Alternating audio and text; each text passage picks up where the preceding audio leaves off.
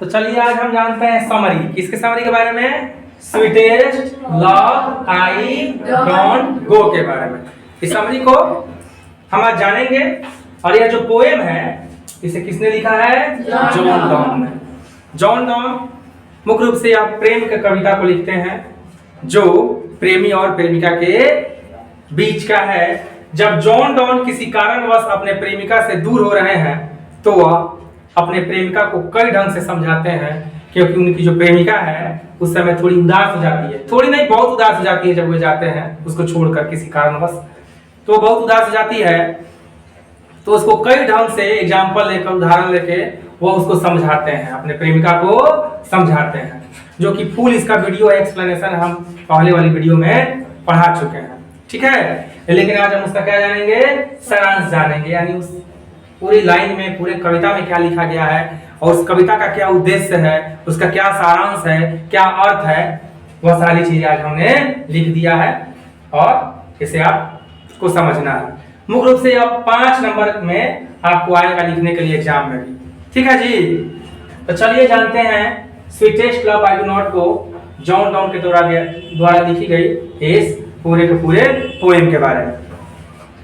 The poem sweetest love I don't go is a wonderful love poem composed by the pioneer of metaphysical poet John Donne।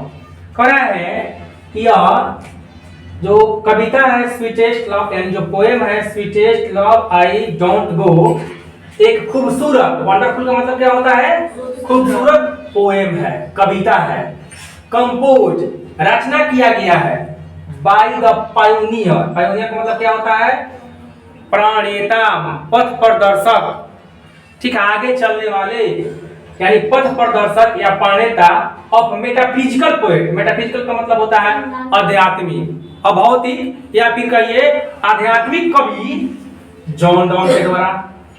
किनके द्वारा जी? आध्यात्मिक कवि John Donne के द्वारा इस खूबसूरत प्रेम कविता का रचना किया गया है, जिस पोएम का नाम क्या है जी? Sweetest love I don't go, प्यारी महबूबा मैं नहीं जा रहा हूं, ठीक है। क्या बताते हैं आगे? He is well aware of the inevitability of death and power of love which defeats even death। He is well aware, इसे क्या पढ़ेंगे? अवेयर। अवेयर मतलब पता होना, जागरूक होना, जो अच्छी तरह से जानते हैं। of the inevitability of death। Inevitability का मतलब होता है अनिवार्यता, ऑफ डेथ, मौत के अनिवार्यता के बारे में, मृत्यु के अनिवार्यता के बारे में जो अच्छी तरह से जानते हैं। यानी परम सत्य क्या है? मृत्यु है। परम सत्य क्या है?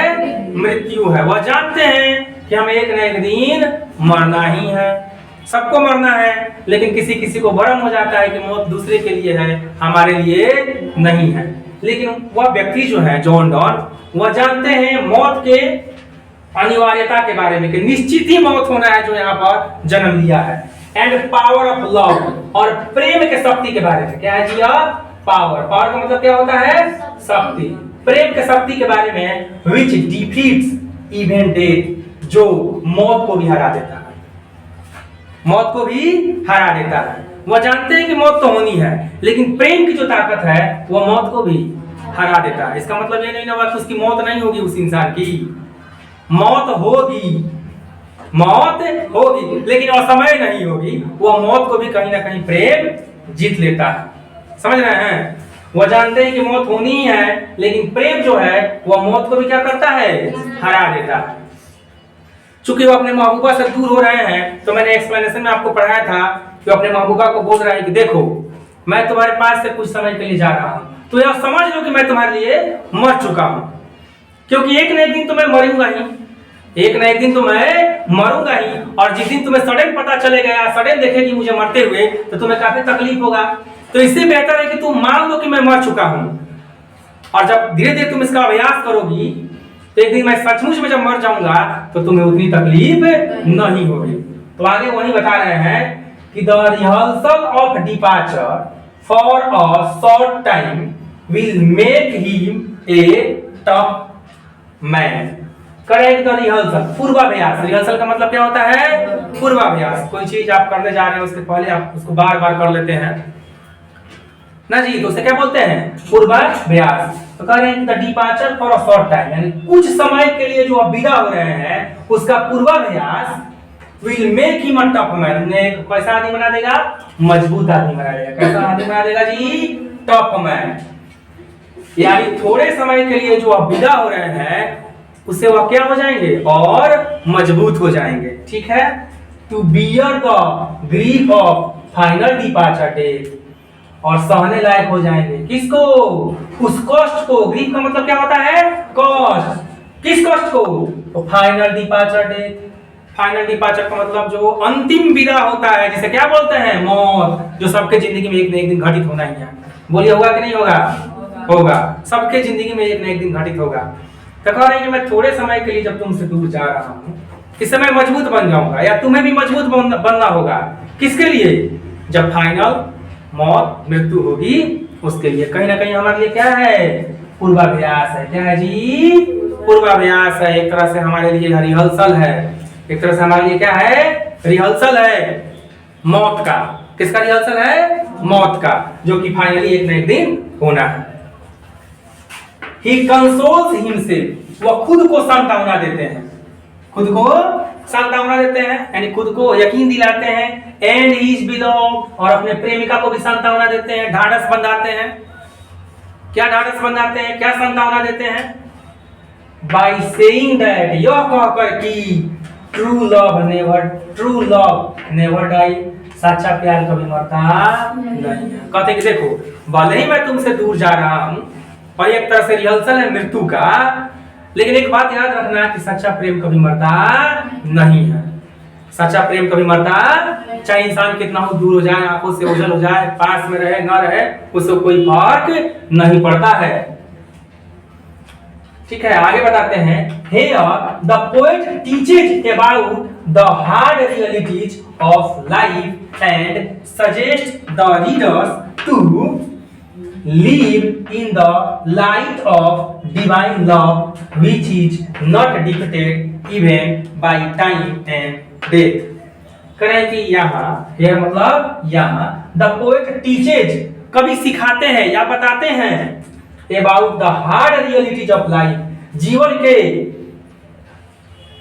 कठिन सच्चाई के बारे में, जीवन के शाश्वत सच्चाई के बारे में कभी हमें क्या करते हैं? बताते हैं। जो साफ ओरिजिनल सच है उसके बारे में कभी बताते हैं। ओरिजिनल सच क्या है? एक न एक दिन सबको मर जाना, एक न एक दिन सबको, यही ओरिजिनल सत्य है। मृत्यु सत्य ही संसार में। तो जीवन के सच्चाई के बारे में हमें सिखाते हैं या बताते हैं of life and suggest the readers, और जो पढ़ने वाले लोग हैं, पाठक। रीडर्स का मतलब क्या होता है? पाठक। उनको सुझाव देते हैं। सजेस्ट का मतलब क्या होता है? सुझाव देना। यहाँ पर सिंपल प्रेजेंट में यूज हुआ है, इसका मतलब होता है सुझाव देते हैं। कौन सुझाव देते हैं? John Donne. To live in the light of divine love, और रहने की सलाह देते हैं, सुझाव देते हैं। कहाँ? डिवाइन माने पवित्र प्रेम के प्रकाश में।